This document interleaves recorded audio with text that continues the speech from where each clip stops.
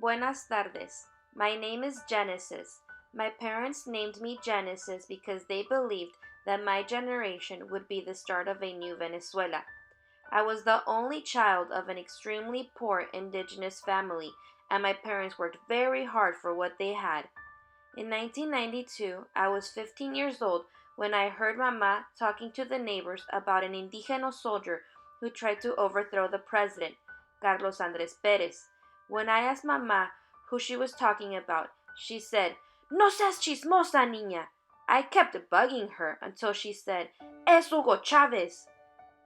Hugo Chavez was born on July 28, 1954, in Sabaneta, Venezuela.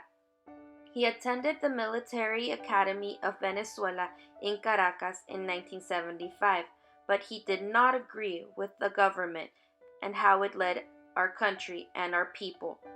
The next day at school, I asked Maestra Esperanza questions about Hugo Chavez. I started to realize why we were so poor. The rich were getting richer and the poor were getting poorer. The government was an oligarchy where only the rich families benefited from our economy. Venezuelan government officials protected only the interests of the U.S. and those of the rich, while breaking the backs of los pobres. I knew at that moment that my community needed my help. I was ready to join Hugo Chavez and his efforts. On February 4th, 1992, Chavez led a coup d'etat against the government. He failed and was incarcerated for 2 years. However, in 1994, Chavez was released and created the Fifth Republic Movement, a political opposition group. In 1999, the people elected Chavez as president. I told the people to vote for Chavez. He promoted higher education to end unemployment and to make sure that Venezuela benefited from its petroleum, not the U.S. The more involved I got, the more I became a Chavista. Mama was telling Papa how she was scared because a Chavista was known as a comunista. And as a young indigenous woman, Mama thought my political actions were only meant for men. But Mama knew I would not stop, so she said, I guess that's what we get for naming her Genesis. Over the growing years, Chavez kept pushing for indigenous concerns. Like in 2009, Chavez established 31 outreach programs called Misiones. The Misiones addressed the concerns of los pobres, such as healthcare, education, and labor, to name a few. I volunteered in the alimentación, working in my local community kitchen. Many women and I volunteered, since it was a way for us to contribute to the revolution. The majority of people involved in the Misiones were women, as either receiving aid from the program or supporting the program.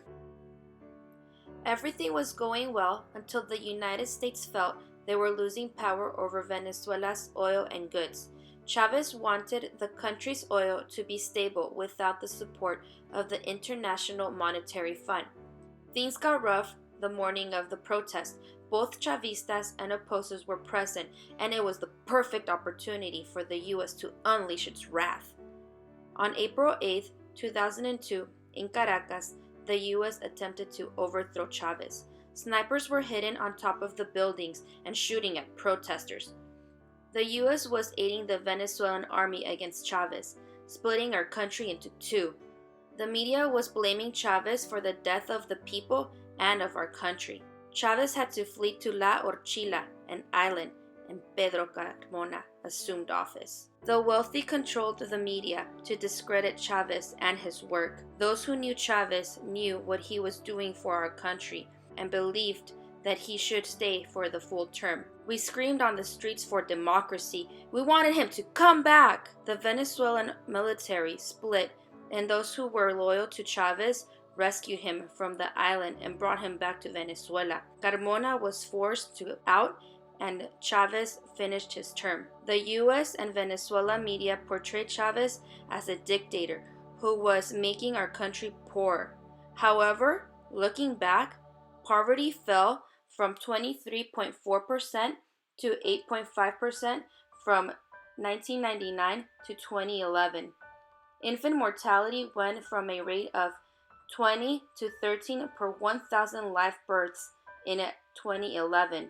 Unemployment dropped from 14.5% of the total labor force in 1999 to 7.6% in 2009. In 2011 to 2013, Chavez was battling with cancer. He made various trips to Cuba for medical attention. In March 5, 2013, he died from cancer just 5 months after winning the election in 2012.